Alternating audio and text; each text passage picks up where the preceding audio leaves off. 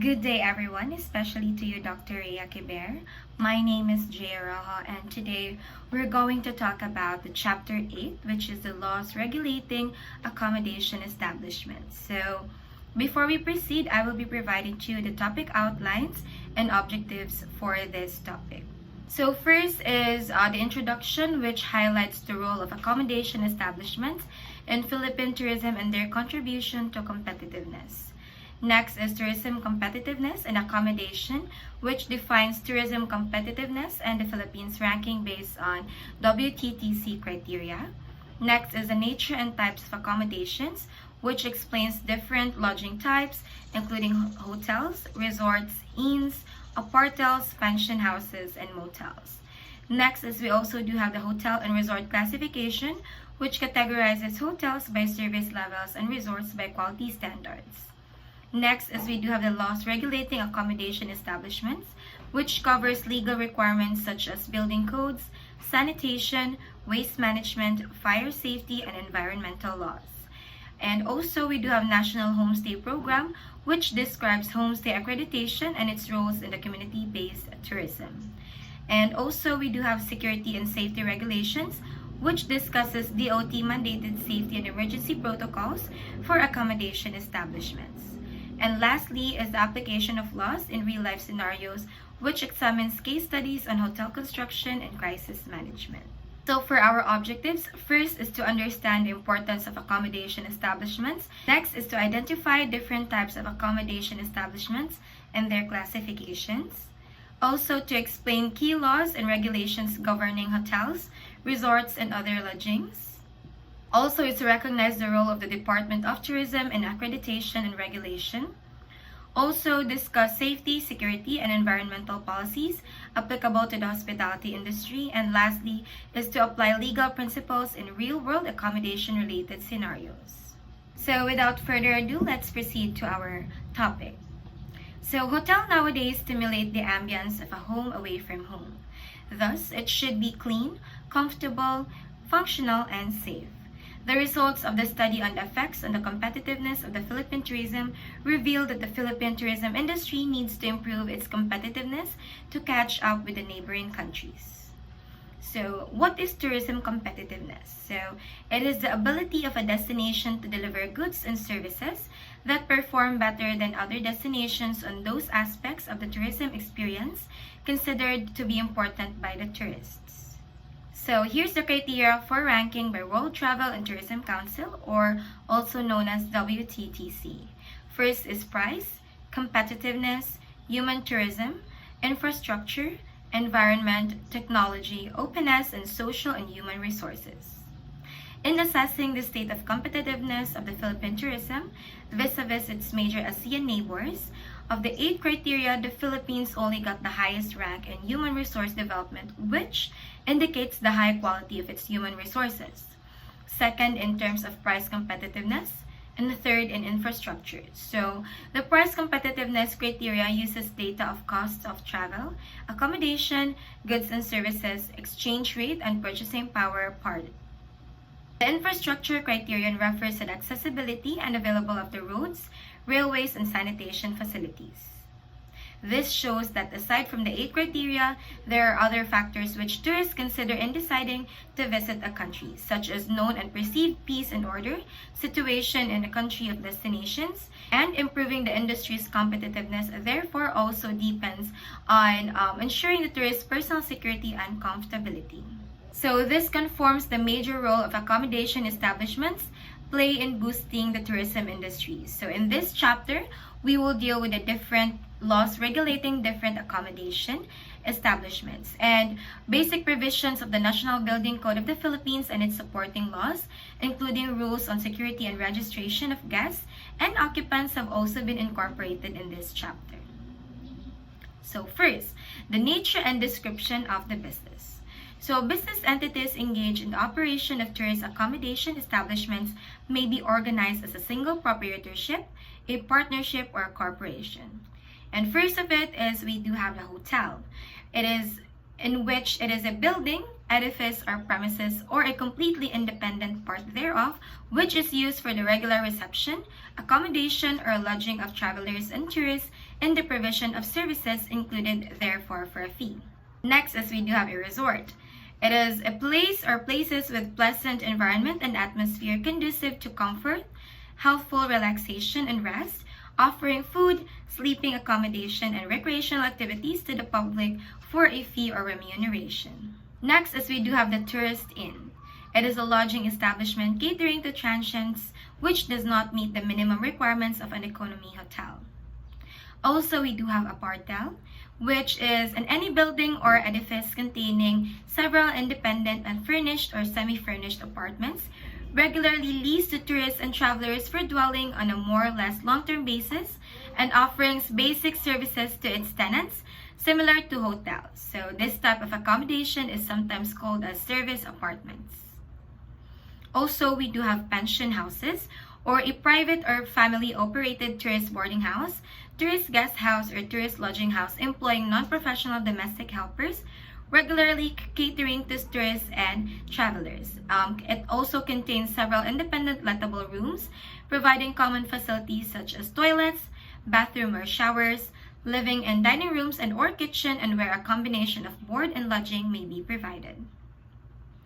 And lastly is we do have the motorist hotel, or also called as motel.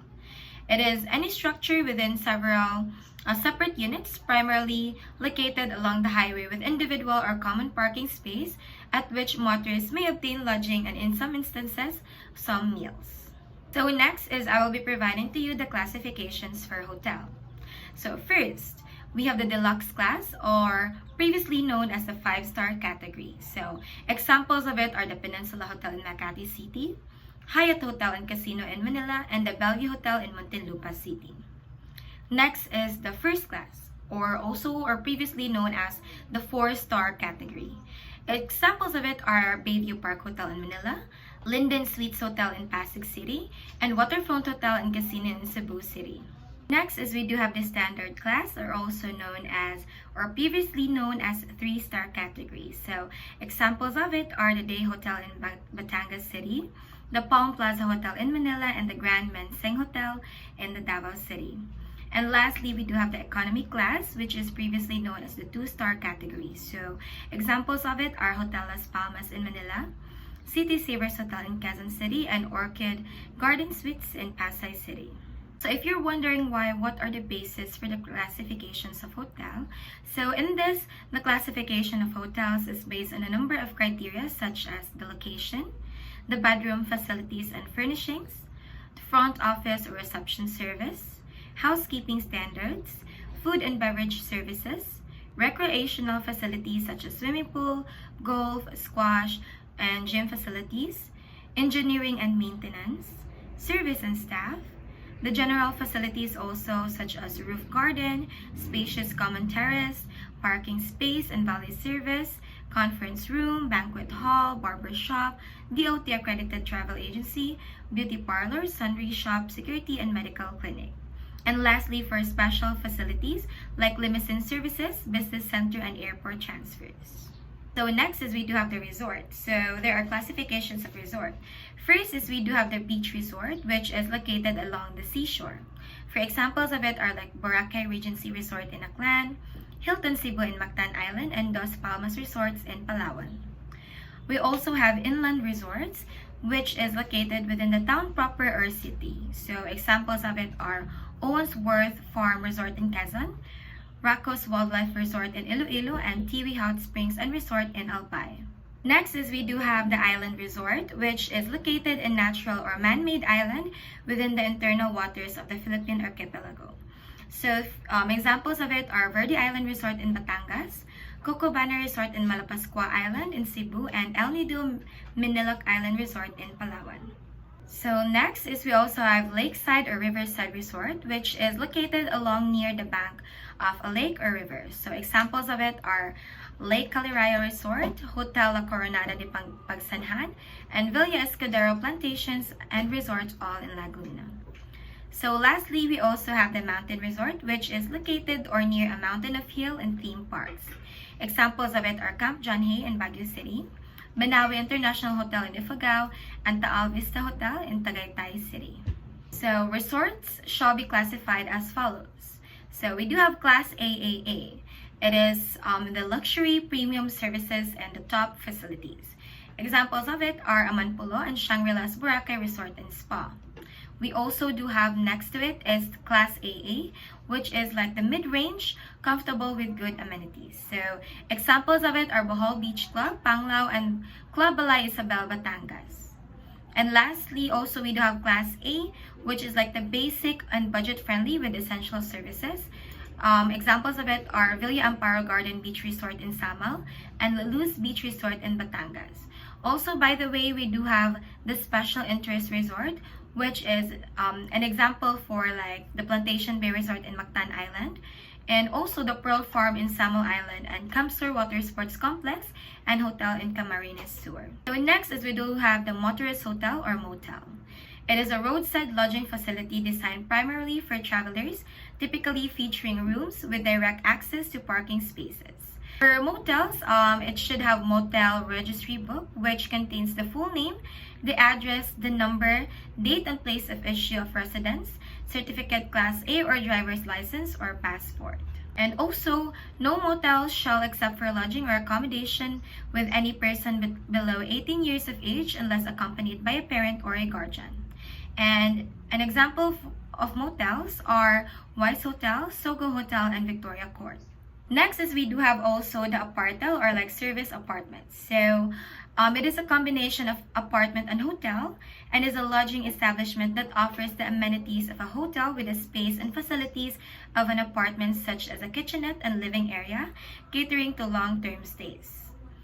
And examples of it are Ascot Hotel, Century Citadel, Inn, and Makati Executive Palace, and all in Makati City. Next is we also do have a pension house, which is a budget-friendly lodging establishment that offers basic accommodations for travelers, typically featuring simple rooms, communal facilities, and limited services, making it ideal for short-term stays. So examples are Malate Pension and Pension Natividad, both in Manila. So moving on, we have the National Building Code of the Philippines. So the National Building Code of the Philippines under the Presidential Decree 1906, enacted on February 19, 1977, was adopted in view of the country's accelerating economic and physical development coupled with urbanization and population growth. So it contains up-to-date and modern technical knowledge on building design, construction, use, occupancy, and maintenance. So next is we will dig deeper on the discussion of the law. So the following laws, rules, and regulations are vital in enforcing the National Building Code of the Philippines, to wit. First is the Code and Sanitation of the Philippines under the Presidential Decree 856. So this law provides the law that no establishment shall be operated and open for public patronage without a sanitary permit issued by the Secretary of Health or his duly authorized representative. So under the said law, such establishments must provide adequate water supply, toilet and bath facilities, and shall be kept clean at all times, and with periodic insect and vermin control measures to eradicate vector of diseases. So there are additional standards that are provided as follows. First is like animals, fowls, and pets shall be housed in appropriate kennels or cages separate from living quarters. Also, next to it is employment from such establishments must first secure a health certificate from the local health authority. Also, customers shall be provided with clean linen such as bed sheets, pillowcases, towels, and napkins at all times. And lastly, when rooms or cabins are vacated, their toilets or baths shall be sanitized and clean, and fresh linen shall be provided before the room or cabin is rented for occupancy. Next is we do have the Ecological Solid Waste Management Act of 2000, or also known as the Republic Act 9003. So this law provides for the minimum standards for solid waste management, as well as the penalties for violation thereof. And next to it is the Fire Code of the Philippines under the Presidential Decree of 1185. This law requires owners, administrators, or occupants of buildings, structures, and their premises or facilities, and other responsible persons to comply with the following as may be appropriate. Next is the Philippine Environmental Code under the Presidential Decree 1152. This law provides for the minimum standards for air quality management, water quality management, land use management, and natural resources management, and conservation and waste management.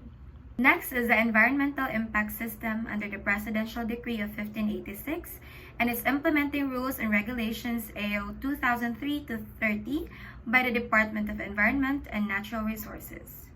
So under this law, no person, partnership, or corporation shall undertake or operate any such declared environmentally critical project or area without first securing an environmental compliance certificate issued by the President of the Philippines. Next is the rules and regulations to govern the accreditation of hotels, tourist inns, apartels, resorts, pension houses, and other accommodation establishments by the Department of Tourism, and it is enacted on August 26, 1992. This involves the minimum requirements for the operation, establishment, and maintenance of accommodation establishments in order to be accredited by the Department of Tourism. Accreditation by the Department of Tourism, although not mandatory in nature, but it increases the marketability of a tourism establishment.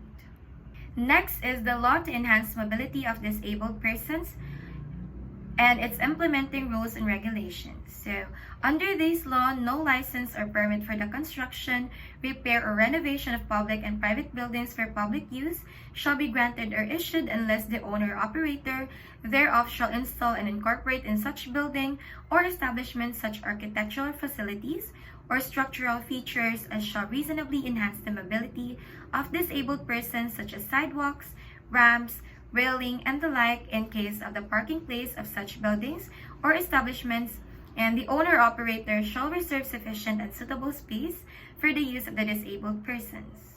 So next is the application of the law. So in this case, Mr. Henry Tan wants to put up a building for his 5-star hotel to be located in the Makati area. So what are the basic requirements in putting up the building? So for legal opinion, Mr. Tan must first secure a building permit from the city government unit concerned. In this regard, Mr. Tan must comply with the following legal requirements. So first is building construction and design must comply under the specifications provided under the National Building Code.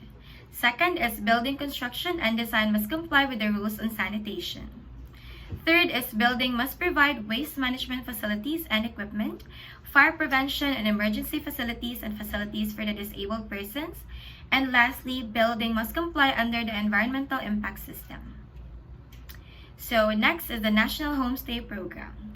It is a program of the Department of Tourism which provides travelers with comfortable accommodations with Filipino families in areas near tourist attractions.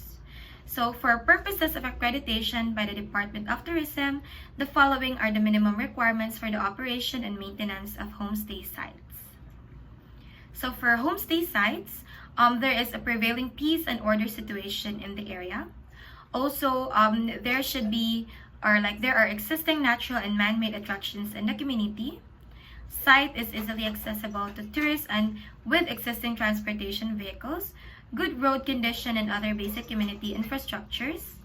Fourth is the host community is willing to join the National Homestay Program.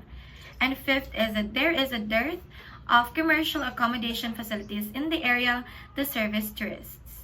So for home facilities, first is structure are of durable building materials and are in good presentable condition.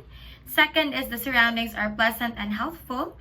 Third is there shall be at least one adequately furnished guest rooms to accommodate paying visitors. And lastly, the following shall be available: extra beds, adequate lighting system, running water, or if not available, adequate supply of water, clean and well-maintained toilet and bathroom facilities, and meals at reasonable rates, and lastly, electric fan or other means of ventilation. So for training, family members shall have completed in the department's training workshop on homestay program. So next is we do have the waste management under the Presidential Decree number 1152, also known as the Environmental Code of the Philippines, on June 6, 1977. The dumping or disposal of solid wastes into the sea, arid, any body of water in the Philippines, including shorelines and riverbanks, where these wastes are likely to be washed into the water is prohibited and might be a ground for the non-renewal of license to operate within the local government unit concerned. Next, as we do have the safety and security, or security and safety. So, the Department of Tourism Memorandum Circular Number 2006-9, Series of 2006, enacted on August 23, 2006, constitutes the adoption of safety and security measures in hotels, resorts, and other similar accommodation establishments. So this is in line with the department's thrust of ensuring the safe, convenient, and enjoyable stay and travel of both local and foreign tourists as mandated by Executive Order 120. Accordingly, failure to comply with such memorandum circular shall be a ground for the review of the accreditation of the accommodation establishment concerned. So next is we do have the application of the law, in which Annie, who works at the reception of Philippine Hotel, a 5-star hotel located in Rojas Boulevard, received a phone call from an unknown person threatening that bomb has been planted near the hotel and about to explode. So as an employee of the Philippine Hotel, what must Annie do? So for legal opinion, Annie should first attempt to keep the caller on the line and record the conversation, noting down or remembering the exact words of the person making threat. Second is to try to know when the bomb is set to explode, where it is, what it looks like, who placed the bomb, and the reason for the bomb. Third is to take note of the time and duration of the call. Also, fourth, take note of the background noises and voice characteristics, male or female, young, middle-aged, or old, tone, and its accent. Lastly, the switchboard operator, should there be one, should be instructed to turn on the tape recorder if available to record the caller's voice print. So upon the receipt of the bomb threat, the person receiving the call, like Annie, will immediately notify the chief administrator of the establishment, who in turn will direct all occupants to stay outside in a safe holding area at least 300 feet away from the building. So in this regard, the administrator, operator, or owner must also notify the PNP, which can be contacted through 117. And in the meantime that the PNP elements 8 being awaited, security officer or guards should secure all the entrances of the building to prevent any person from entering the building. If more than one threat is made in a month, the operator or owner should make arrangement with the telephone company to monitor and trace the telephone calls for a period of time. So the administrator or operator or owner should be made available if requested by the PNP elements to assist in the search for the bomb. Nobody should be allowed to get inside the building unless declared safe by the bomb disposal team. So for our conclusion, accommodation establishments play a vital role in the Philippine tourism industry, contributing to its competitiveness and economic growth. Ensuring high standards of service, safety, and sustainability is essential for attracting both domestic and international guests. So the classification of hotels, resorts, motels, apartels, and pension houses helps in setting benchmarks for quality, while various laws and regulations ensure that these establishments operate in compliance with building codes, sanitation standards, fire safety, and environmental guidelines. So by adhering to national and international standards, the accommodation sector enhances the overall tourism experience, ensuring visitor satisfaction and security. Programs such as the National Homestay Program also encourage community participation and inclusive tourism development. As tourism continues to grow, strict enforcement of laws, continuous improvements in infrastructures, and sustainable practices will be key in maintaining the country's competitive edge in the global tourism market. So that would be all for the lesson for Chapter 8. I hope you have learned something, and thank you so much for listening. Have a great day.